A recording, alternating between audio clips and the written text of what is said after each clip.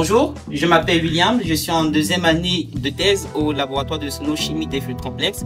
Suivez-moi au labo, je vais vous montrer ce que nous faisons.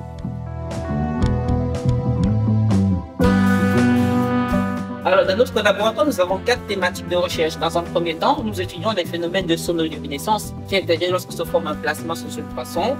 Ensuite, nous avons tout ce qui va être sonochimie des actinides. Ici, nous étudions l'uranium et le plutonium. Après, il y a toute cette partie ici qui va concerner en fait la synthèse des nanomatériaux et le traitement de surface. Moi, dans le cadre de ma thèse, je travaille en fait ici sur la synthèse des nanomatériaux en utilisant ce réacteur que je vais vous montrer. Nous vous présentons ici le réacteur sono-hydrothermal en fait, qui nous permet de coupler les avantages de la synthèse hydrothermale et les avantages des ultrasons sans les inconvénients. C'est qui nous permet en fait de faire des synthèses plus rapides et d'avoir des matériaux aux propriétés améliorées. Me concernant, je travaille sur la synthèse de zéruite. Comme vous pouvez le voir, ce sont des propos blanches qui sont donc utilisées dans le domaine de l'industrie en catalyse, dans tout ce qui va être traitement de lait et traitement de l'eau. Pourquoi as-tu choisi de venir à l'ICSM? Alors, il faut savoir que l'ICSM, c'est une unité de recherche où se côtoient chercheurs et enseignants-chercheurs qui sont très calés dans le domaine.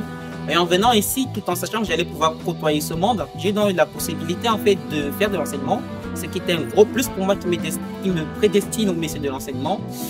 Il faut savoir que tous les instituts ne proposent pas forcément cela au TESA et ça c'est un gros plus de l'ICSM. Quels sont les atouts de l'ICSM? Alors premièrement, je vais citer la bienveillance parce que tous les chercheurs, enseignants-chercheurs, techniciens et même les ingénieurs sécurité en fait sont bienveillants envers les étudiants, les TESA, les stagiaires et les alternants. Si nous avons des questions, que ce soit dans le cadre de notre thèse ou ailleurs, nous pouvons toujours aller les voir, ils répondront. La deuxième chose, c'est que l'ICSM possède de nombreux appareils de caractérisation sur lesquels les TESA sont formés. C'est un gros plus parce que tous les instituts ne forment pas forcément les TESA sur les appareils, car ce sont des appareils de pointe qui coûtent cher et qui sont assez fragiles. Qu'as-tu découvert après ton arrivée? Alors après mon arrivée dans la région, je ne savais pas trop quoi faire. Et après avoir interrogé les services de la mairie, je me suis rendu compte qu'il existait de nombreuses associations sportives à Avignon et notamment les associations de danse, chose que je pratique depuis mon arrivée.